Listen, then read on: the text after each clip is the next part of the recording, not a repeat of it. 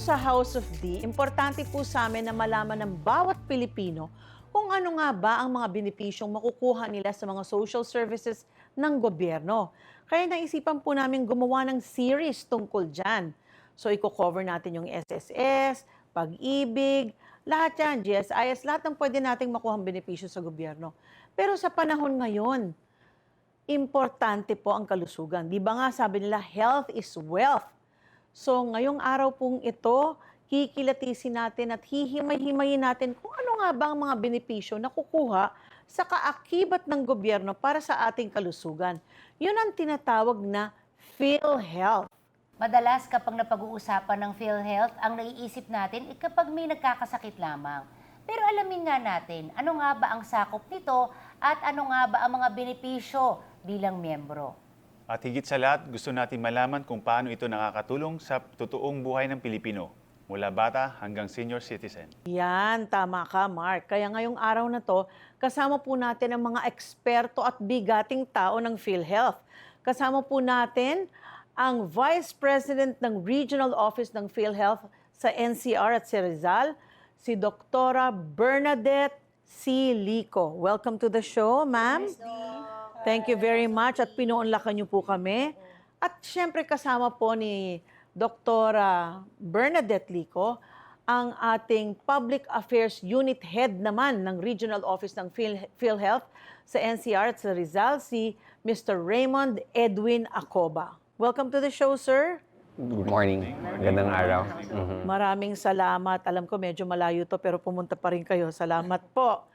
Anyway, umpisahan na natin kasi marami tayong questions. In very, very simple terms, para maintindihan ng bawat Pilipino, ano nga ba talaga ang PhilHealth? Yes, ang PhilHealth ay isang government agency na kung saan nagpapatupad ng National Health Insurance Program and yung binibigay naglalayon ng isang financial health protection sa mga may sakit. Para itong salbabida na nakahanda lang dyan para sagipin kung sino man nagkakasakit para hindi malunod dahil sa gastos sa hospital. And para din itong isang malaking alkansya na kung saan naguhulog yung mga may kakayanang maghulog, mga employed sector, saka yung mga self-employed, at yung mga hindi kayang maghulog, sagot naman po ng gobyerno. Para anytime magkasakit, kaya pong merong may bibigay ang gobyerno na galing doon sa malaking alkansa. Pero may nababanggit din pong universal health eh. Kasama po ba yun sa PhilHealth? Yes. Ano pong difference nun? Ang universal healthcare, isa na po itong batas. Yan po yung RA 11223 na kung saan lahat na po ng Filipino ay covered na ng PhilHealth. Lahat, yes, covered po ng PhilHealth.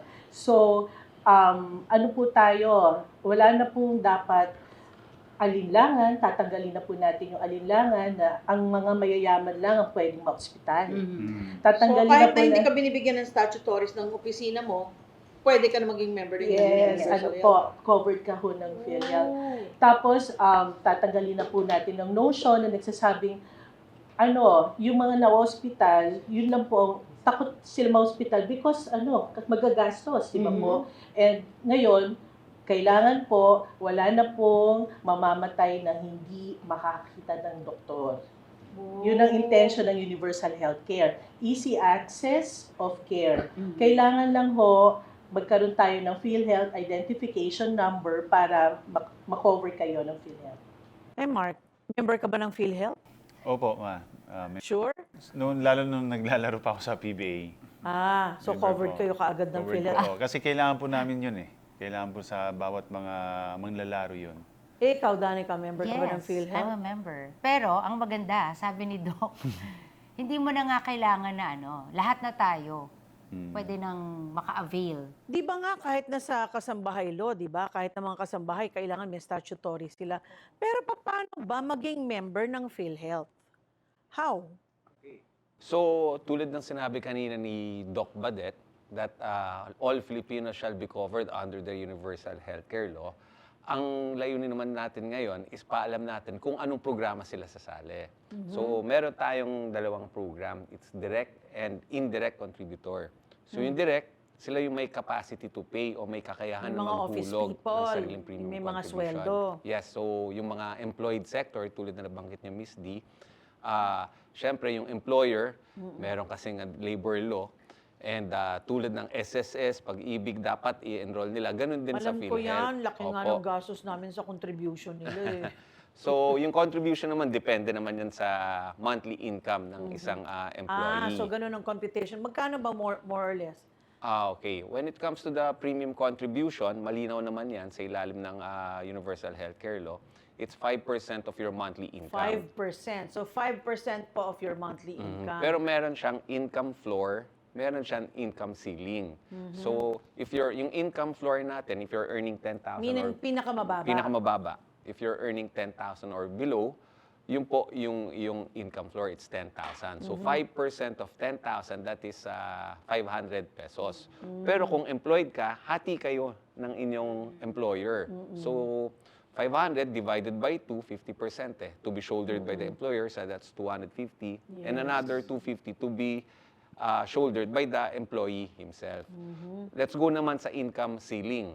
So even if you're earning more than 100,000, tulad ni Mark sa PBA, more than 100,000 a month yung salary niya, yung income ceiling niya is based pa rin dun sa 100,000. So hindi ka lalampas doon. So 5% of 100,000, So kahit na halimbawa sweldo niya 400,000, 100,000 doon pa rin ang tayo. computation. Nakabase sa Paano kung 1 100,000? billion po? Ganun pa rin. Ganun pa rin.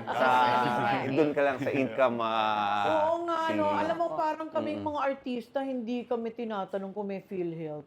Pero member ako ng PhilHealth kasi nga may kumpanya ako. Pero, di ba dapat gawing dimbatasyon na kahit nasa showbiz, kailangan sakop ng production yung PhilHealth? Actually, kasi pwede ka maaksidente sa set, ha? Yes. Actually, sa ilalim ng Universal Healthcare Law, lahat ng Filipinos yan. Kaya yung vision namin, bawat Filipino miyembro, bawat miyembro protektado, kalusugan ng lahat sigurado. So no one shall be left behind. All Filipinos, Bawat Pilipino protektado, miyembro, bawat miyembro protektado, protektado, kalusugan ng lahat. kalusugan sigurado. Kasi di ba before nga, parang yung tatanong ka sana sa inyo, sir, is parang automatic ba, kunwari, membro ako, membro na rin ba yung mga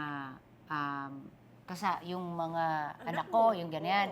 Pero Kunyari, ikaw member ka, kunyari magkasakit si Kayla, pwede din ba siya mag-avail? Kung Okay. dependent siya? So, dito kasi, yung member, yung ano mismo, yung indirect contributor, yung direct contributor and the indirect. So, yung linawin ko lang, yung direct, yung may capacity to pay. Yung indirect, yung mga walang kakayahan na maghulog ng sariling Yung mga premium indigent. contribution. Opo, indigents, yung mga Student. yung students, papasok sila dito sa dependents. Kasi meron tayong mga legal dependents, pero kino-qualify po natin. So, who are the legal dependents? First, yung legal spouse ng member. Okay, malinaw yun. Legal Asawa. spouse, so dapat So, kasal legal sila. hindi yung kabit. Legal lang. Okay? O, tapos, Na may qualification pa yun na dapat hindi siya nagtatrabaho. So, pwede siyang housewife or... para maging dependent, Yes. dapat hindi siya nagtatrabaho. Opo, Okay? housewife or meron na rin namang house husband eh. So, pwede yun, i-declare. Kasi kung nagtatrabaho siya, papasok siya sa direct contributor. Direct contributor, Opo, kasi ayun. employed siya. So, sir, di ba ngayon kasi yung iba, hesitant sila na, kunwari mag-PhilHealth, at iniisip nila na, ay, yun na nga, na parang dapat lang yan doon sa, yun na nga, yung mga, May mga pera, or may ganun. malaki yung income. Pero, base nga doon sa sinabi niyo po kanina, under the, Universal Health yes, every Filipino, every Filipino can be a member. or should be Or a should member. be. Di ba? So, ano naman ang requirements? Doon naman sa indirect. Pero bago So, na, indirect yung walang doon tayo kakayahan. papunta sa Sige, indirect. pa-explain muna natin sa kanya. Hindi Okay. siya matapos-tapos dun eh. So, doon muna tayo sa dependents. So, una si legal na spouse, o Spouse, legal na mga asawa. anak. Next, yung mga anak na may edad na 20 years old pababa. 20 pababa. Oh, yes, 20 years old Wow, pababa. so kahit na pala 18, considered adult, ano ka pa rin, dependent. Yes, pwede ka pa rin i-declare. 21 ka magiging hindi na dependent. Pag 21 years old ka na, Dapat direct kasi contributor actually ka na. age of majority, nabanggit nyo nga, it's 18 years old. So, hindi ka na pwede i-declare as a dependent. Pero may exemption. Exemption kung meron kang Kapansanan. yes, kung meron kang kapansanan Kunyari, na lumpo ka, kailangan may suportahan polio. ng medical see. certificate. Okay? Pero ang importante dito, dapat i-declare ng magulang. Mm. Kasi meron po kasing mga other members na ina-assume na na nandun na sa member data record. So kailangan i-report mo. Opo, you have so to parang sa declare it. census din, sa Philippine Statistics Office, i-declare mo sino yung mga anak mo, sino yung mga dependents mo. Ganun din sa Opo. BIR, di ba? Opo. Ah. So, tapos dun sa mga anak na may edad na 20 years old pababa, you can declare of course, your legitimate child. Pwede rin yung illegitimate child. Pwede rin yung anak, Bakit kapag sa anak stepchild. pwedeng illegitimate? Tapos Hindi. kapag yung sa bagay. Wala bakit pong... mo- Kasi wala namang kinalaman Tama. yung anak. Yes. Tama po Oo, si kaya wag Miss kumabit. Danica. Opo. Hindi ka declared. So, stepchild, foster child, adopted child, as long as supported with the For stepkids, basta under supported your, po. under your may support. documents po. Oo. And lastly, i-declare niyo po. So you have to write down their names sa PhilHealth member registration form, supported with the proper documents and submit it to us para maisulat namin sa member data record namin. Kanina, Mark, may tinatanong ka, di ba? Kung ano yung requirements ba yun? Yes. Ano ba yung mga requirements na, kunwari, pupunta ako sa PhilHealth? Ano pa yung mga ID na pwede kong dalhin Kung mag-a-apply ka. mag-a-apply ako? Actually, Saan sila pwedeng tumawag? And example po, malayo po ako sa sa office ng Kaya PhilHealth. nasa bundok ka nakatira. Tsaka, syempre, yung may mga edad na nasa bahay na ayaw na lumabas, saan sila pwedeng, pwede bang, Saan sila pwedeng yung mga anak din po ba, pwede rin ba pumunta doon na sila na yung mag-apply ng mga, Mag-asikaso. mag-asikaso ng mga papel? Tama yun, Mark, no? Kasi marami na tayong ginawa talagang mga access points kung saan pwede pumunta yung ating mga kababayan. So una, yung ating mga local health insurance offices. Local health insurance officer. LEO ang tawag namin dyan. Saan mo mahanap yan? Sa Kapitolyo? Sa munisipyo? Ang plano kasi namin, actually, ang target talaga ng PhilHealth, all cities ay magkaroon ng bawat bayan na magkaroon ng LEOs. Pero dito, meron na po tayo. Meron tayo isa sa Quezon City, along Mother Ignacia. Meron din tayo sa Fairview po. Leo Fairview tawag natin dyan. Meron na rin po sa Leo Parañaque, Leo Makati, Leo Anong Pasig. huli yung Leo? Local Health Insurance Local Office. So Health to check Insurance Office. to check po LHIO. kung nasaan yung mga locations niyan, pwede naman pong tignan sa ating PhilHealth website. So, kung halimbawa mag-a-apply, kunyari ako, may mga dependent ako, pwedeng ako na lang. Tapos dala ko yung birth certificate ng mga anak ko. Yes. Ano pa? Unang-una, you have to fill out the PhilHealth The member form. registration. Okay. Pwedeng PMRF. makuha doon. PMRF. Pwede rin po natin i-download yan sa ating Paano website. kung walang computer, walang internet? Nandun naman po sa ating Sa office. Opo, nasa office. And mabanggit ko lang din, meron tayong mga PhilHealth Express office sa mga malls. Sa mga super malls. mall. So habang Yung mga namamasyal, mahilig mag-malling, it's so Ang inaano ko sa mga probinsya di ba? meron din tayo Meron doon. tayo dyan. Opo, sa mga malls din po, mga express office and mga local health Kasi ang hirap kung insurance pupunta pa office. sila dito sa Manila para Opo. mag-apply. So yung tanong mo kanina, Mark, paano naman kung senior citizen? Hindi na siya makalabas. Pwede naman niyang iutos sa kanyang mga guardian or sa kanyang anak. Basta siguraduhin na napirmahan niya yung PMRF. Tapos may mga dalang ID. Opo. Ilan pong mga ID to? Actually, ang PhilHealth napaka-lenient when it comes to membership kasi lahat tayo ay dapat kasama na po sa PhilHealth. So you have to fill out lang po yung ating PhilHealth Yung member form. registration form and make sure na napirmahan, nalagdaan po yung PMRF. Ipapasok na natin siya Birth ngayon. certificate, importante. When it comes to declaring your dependents, kailangan po talaga yon. Pero kung ikaw mismo, hindi kailangan. Opo, pwede naman pong hindi mo na kayo hingi Any ng government PhilHealth ID pwede. Opo, pwede So, naman one po. lang. One License. government Opo. ID, fill out the Fill out the form, form. and that's it. Sign the form and submit it to our PhilHealth local health insurance So office kapag or member ka express ba ng office. PhilHealth, automatic member ka na rin ng Universal Health Program? Opo. Automatic na yon. Oo, kasi may PhilHealth Identification Number. Kaya nga po, importante po na i-update nyo po yung membership, lalo na yung mga, halimbawa dati, nagpa-member sila as single. Tapos nag-asawa na pala. Hindi nila ina-update yung membership nila. So may inconsistency sa records po. Dapat ina-update. So, kunwari, ikaw, you have to update na widow. Kung alam ko, paano ako kung widow, ilalagay ko widow. A-update mo. So balik ako sa Bonnevie. Pwede po. Pag yung records nyo po na na magsusupport, pwede yung ibalik. Ang dami ko pa palang kailangan ayusin na papeles. So, Sir Mon, ask ko lang po, tuwing kailan po magbabayad ng contribution? Monthly ba? Quarterly? Pwede po ba ng isang taon? Bayaran na? Doon po sa direct contributor, sa mga employed, dahil obligasyon yan ng employer, Ng monthly employer. po talaga yan. Monthly, yung employer. Pero Tsaka usually hinahati yan by monthly, di ba? Yes. Kasi every 15 days ang bayad. So hinahati yung contribution into 2. Kunyari 500. Ako, I pay 250. Example. Pero hindi alam kong PhilHealth 1,000 eh. So 500, Depende po 500. talaga sa premium. As a monthly Sa income na sweldo. declare. Opo. Ibig sabihin, So, mataas ako magpasweldo. yung mga employers, sila po mismo ang dapat maghulog ng premium contribution ng kanilang mga empleyado. Pero yung mga self-employed, yung mga self-practicing professionals, or voluntary members, Self-employed, dapat sila po mismo na ang they maghuhulog. can pay online. Yes, they can pay Or they online. can go to any PhilHealth office. Or meron tayong mga ACAs, Accredited Collecting Agents. So they can also pay through banks, mga accredited Gcash natin. pwede. Pwede rin po, GCash. So mga wallet, yung mga electronic wallet, pwede rin. Meron na rin po. O yun, Opo. parang ginawa na palang napakadali ng PhilHealth para sa atin eh. Mhm. Pero okay, nandun na tayo. So alam na natin kung sino mga pwedeng maging member. Alam na rin natin kung ano mga requirements. Ano naman ang basic benefits kapag member ka na? Meron tayong basic benefits. Usually, ang alam po ng mga members kapag nagkakasakit na hospital, pag na-hospital ho, required po tayo ng more than 24 hours na admitted sa hospital. Pangalawa po, pagka hindi po less than 24 hours na admitted, yan po yung dapat may surgical procedures. Pag na-discharge ho ang patient, usually yung final diagnosis, may nakatapat po yan na case rate package. So regardless po kung private o government yung facility, isa lang ho ang binibigay namin na package for No. every illness or diagnosis na binibigay ng doctor. Also, yung outpatient emergency package, pino-provide na rin ho namin ngayon.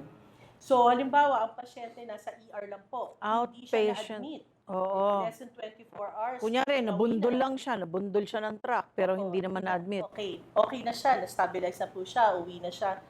Covered na rin ho ng PhilHealth ngayon yun. Ah. Opo. Kung may mga emergency po, kunwari may mga emergency, and then matagal, mga injury or kahit ano po, and then matagal po akong hindi nakahulog sa PhilHealth, may, kumbaga, pwede ba bang, may makukuha pa ba yung pasyente? Pwede May po. magagamit pa ba? Pwede po. Lalo na sa universal healthcare, meron po tayong immediate eligibility.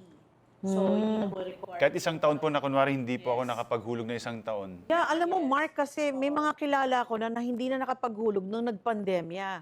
Di ba nawalan sila ng trabaho? So wala na rin silang capacity to pay, hindi nakapaghulog, and then all of a sudden na hospital. Yes. Pwede pa ba sila mag-avail? Oo. Then after na lang ho sila na-confine, ituloy na ho nila pagbayad. Oo. Kasi maganda ho ang programa natin sa PhilHealth. So maganda ho na masusustain natin yung programa through the contributions ng mga Pilipino. Pero may question din ako, saan ba papasok yung PhilHealth? Kunyari, di ba, emergency, na-hospital ka, di ba, sasabihin nila, kung walang down payment, hindi namin aasikasuhin yan. Di ba? Minsan dumudugo na and all. Parang, hindi, di ba? Wala kang down payment, walang ano, hindi ka aasikasuhin. Paano yun?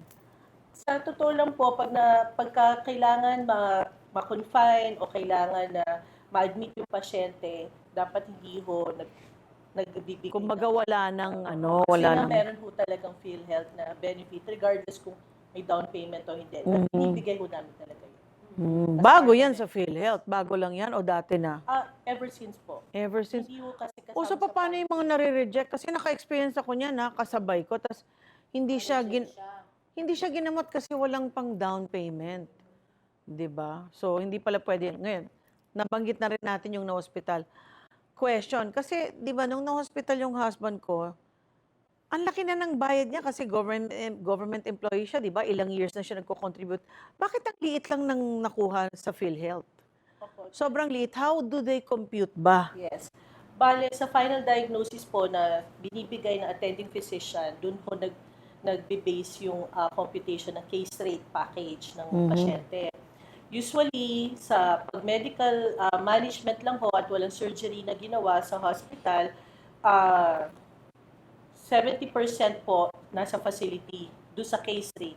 70% sa facility, 30% sa professional fee. What do you mean sa facility? Sa hospital. Opo. Yung Kung sa saang case clinic rate man amount, yun, opo. okay. Pag nalaman na natin yung sakit, yung case rate amount, usually yung 70% nun sa facility, 30% sa professional fee.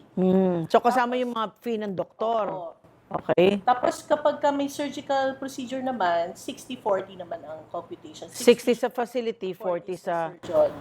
Yun yung ikakaltas. Opo, yung sa Paano ba? case rate po ng Sa case computation po, 11,000 po yun. Yung kinaltas po sa inyo, whatever yung diagnosis na... Hindi, kunyari na ospital. Tapos, let's say, inopera. So, let's say yung bill is 4 million. Yes. Magkano yung makukuha niya sa PhilHealth? Kailangan mong malaman kung anong diagnosis, kung anong operation na ginawa. Kung namatay. Example, Gaya yan. Kunyari, example na Ano pa ba yung mga sakit na sakop po ng PhilHealth? Okay. Example, cholecystectomy. Ano yun? Tinatanggal po yung gallbladder. Grabe, hindi mo alam, natanggalan ka ng gallbladder. Natanggalan ako ng gallbladder, alam ko yun, pero maraming nanonood si Aling Tasing. Malay niya ba kung anong cholecystectomy? Maka-judge. Kala ko hindi niya Ano knows. magja-judge sa New Year? Okay, sa halimbawa cholecystectomy po. Ang cholecystectomy po kasi, operation siya. Opo. So, ang case rate po namin ngayon nasa more than 60,000.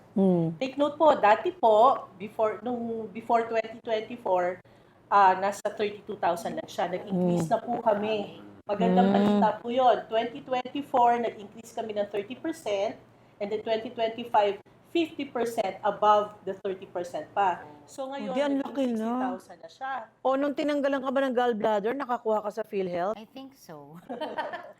yeah, nakakuha. Ayun na ko. ngayon sa akin, parang ang liit, ba't ganun? So, example po, Ayun yung na. 60,000. Explain niya. So, yung 60,450 na po na yon, 70% noon sa facility fee ang bayad namin. Then 40% pala dun sa doctor kasi operation siya 60-40. Ganun ang computation niya. Ganun ang computation. So you pay 60% to the clinic or to the hospital, 40% babayaran nyo sa... Dun sa profession. So ano yung Dinidivide yung case rate package amount na 60,000. saan ngayon yung obligation ng pasyente? Yung obligation ng patient is usually kasi hindi alam ng pasyente, di ba po? Oo. Hindi alam kung magkano yung case rate amount. Yung case rate amount ho, once na ma-discharge ho ang pasyente, malalaman nyo na ho yung final diagnosis. Titingnan nyo po sa website namin. Meron po kaming listahan 9,000 case rate packages. Pag nandun po yung listahan, malalaman nyo yung amount. Kaya magkakaroon po ng transparency. Totoo po Malalaman yun. nyo. Kadalasan hindi sinasabi kung Minsan, hindi nyo po kasi magkano. alam kung Oo. tama yun na dideduct sa inyo. Oo. Nandun po siya, 9,000 case rate So kunyari 60,000 yung gastos dapat. Buong operasyon 60,000, lahat-lahat na. Magkano ang babayaran ng PhilHealth? titingnan nyo pa rin po yung Hindi, kunya nga doon sa cholecystectomy, Ayun, kunyari. 60,000. Babayaran po namin yung buong yun. Buong yon. So wala na akong Ano babayaran. po? Binayaran yung 60,000. Yes. Dapat ganun po. Ang laki ng binayaran ko nung natanggalan ako ng gallbladder, 300,000. Ginamit yung PhilHealth, no? Ginamit pero nga liit. Sabi ko nga parang ilang thousands ang nakuha. Parang mga 10, 11, ganun lang.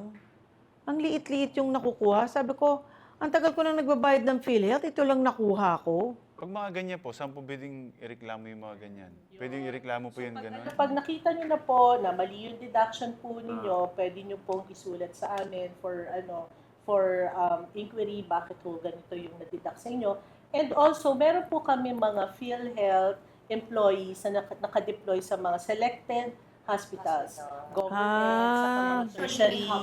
Opo. Iba po yun sa mga di ba pagpunta kayo sa billing, may nakasulat PhilHealth section. Yes. Hindi ho empleyado ng PhilHealth yun. Ang Ah, empleyado na nakadeploy po sa sa hospitals, yun ang ka-t-shirt ng PhilHealth.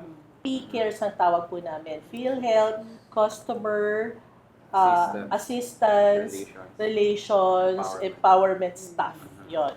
P-Cares, tandaan nyo. Tsaka para malaman nyo kung magkano yung i-deduct ng PhilHealth, tingnan nyo sa website kung ano yung diagnosis, tapos may karampatang amount, di ba? Diyos ko, ilang Para beses tama na ako po hindi siya. naka-claim. So wait, question. Kunyari, kasi minsan nangyari din sa akin na ospital, pero hindi ko matandaan yung PhilHealth number ko at hindi ko rin mahanap yung PhilHealth card. Paano ko, mahanap ba ng hospital yun kung ano yung membership mo? Ang ano po, ang hospital may HCI portal na pwede nilang ma-check. Basta may dala ho lang kayong government ID.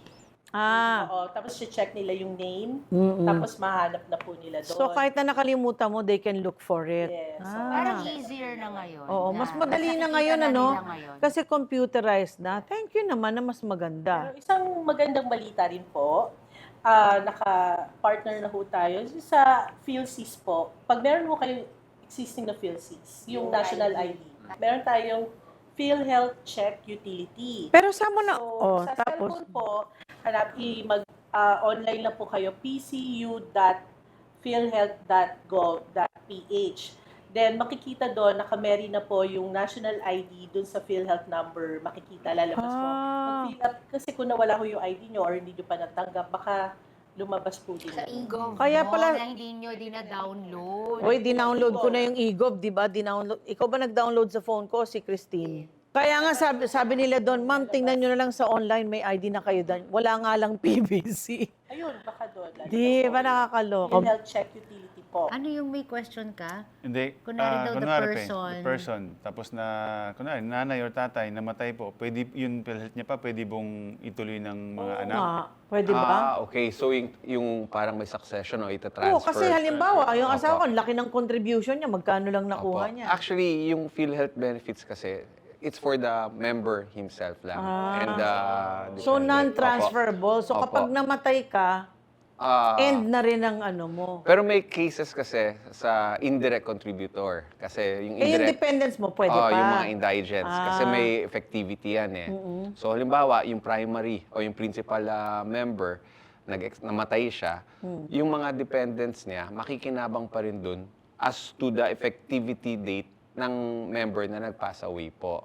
So, in the end of the year, halimbawa, namatay siya ng January 2026, pero yung effectivity date ng kanyang indigent card is up to December 31 of 2026, magagamit niya until that date ng December. Wait, nabanggit nyo na rin yung Indigent. indigent card. Paano Opo. ko naman mag-apply ng indigent card at sino yung mga qualified? Okay. Doon kasi sa indirect contributor, sila po yung mga walang kakayahan na maghulog ng sarili ng premium contribution. So sila ay sinusuportahan ng ating gobyerno. So ang unang-una dyan, ang mag-identify sa kanila kung sino-sino po sila, yung ating Department of Social Welfare sa tulong ng ating local government units. So sila po yung mag-identify. Kung familiar kayo sa 4Ps, yung Pantawid Pamilya Pilipino Program, actually dapat 5Ps yan. Kasi yung pang-limang P yung PhilHealth. Pag sila ay kasama na rin sa 4Ps, magiging miyembro na rin po sila ng PhilHealth. Kasi sinertify po ng kanilang social welfare na sila talaga ay indigent, so masasama sila as indirect contributor sa PhilHealth. Maliban dun sa indirect sa mga 4Ps or indigents, kasama rin yung ating mga senior citizens, yung mga retirees or yung pensioners. Pero ako Pasok na din yun. sila rito sa indirect contributor. Kung hindi na po sila naghahanap buhay, So, pasok po halimbawa sila dyan. ako, kasi sabi ng accountant ko when I turned 60, ma'am, huwag na kayong magbayad ng PhilHealth. Sabi ko, paano yun? Baka mawalan ako ng benefits. Hindi, sabi niya, pag senior ka, no need na to pay. Totoo po ba? Yes, pagpasok po kayo sa senior citizen program ng PhilHealth, patuloy kayo makaka-avail o So, kahit na hindi na ako nagbabayad, I'm still a member. Makaka-avail And pa I rin can po still kayo. avail of the Makaka-avail services. pa rin po ng PhilHealth O yan. benefits. Pero ano ba yan? Valid ba yan sa lahat ng hospital? Kailan ba lahat ng hospital Opo. tanggapin nila ang PhilHealth? Okay, when it comes to the hospitals, of course, check natin yung quality nila. That's why we accredit them. Opo. So, linawin na dapat sila ay PhilHealth accredited Accredited. facility. Opo. So, pag hindi PhilHealth accredited, bulok yung hospital. hindi, Huwag kayo hindi doon. sila pumasa sa standards ng PhilHealth. Nako, baka Opo. double gamit yung mga needles. Opo, kasi syempre kasama yan sa trabaho po ng PhilHealth na dapat ibigay yung dekalidad na benepisyo para sa ating mga members kasama yung mga dependents. So yung pala, that's important to know. Pag hindi pala member ng PhilHealth, huwag kayo doon. Accredited actually. Opo. In addition Accredited to that, pala. in case nasa mga bundok, nasa GIDA areas. Tapos, mga anak na, emergency, o kaya may injury, may accident, wala na ibang hospital na malapit, kundi yung hospital na hindi accredited. Pwede naman ho sila doon na pumunta, kaso dadaan po siya sa motion for reconsideration and appeal kasi hindi nga ho accredited. Yun lang, may extra step ka pang gagawin. And kapag na-stabilize naman ho yung patient, they can transfer to an accredited To an accredited hospital. At para, Transfer naman at po, para siguraduhin kung tama yung ginawa. binawas ng PhilHealth sa inyo, you can check sa website kung ano yung karampatang ibabawas or benepisyo na maibibigay ng PhilHealth based on your diagnosis, di Based ba? sa case na Based sa nangyari. case na nangyari. Talaga naman po ang dami nating tanong na hindi maubos-ubos ang mga clarification natin sa PhilHealth. Siyempre, basta sa kalusugan ng usapan, mabusisi talaga yan. Marami pa tayong kailangan linawin at himayin tungkol sa PhilHealth, mga benepisyo, karapatan at responsibilidad na direktong nakakaapekto sa bawat pamilyang Pilipino. Abangan nyo ang part 2 kung saan itutuloy natin ang mga detalyadong paliwanag at mga tanong natin sa PhilHealth. Ito ang House of D, kung saan ang mahahalagang usapin ng pamilya at Pilipino ay binibigyang linaw. Dahil dito sa House of D, you are family.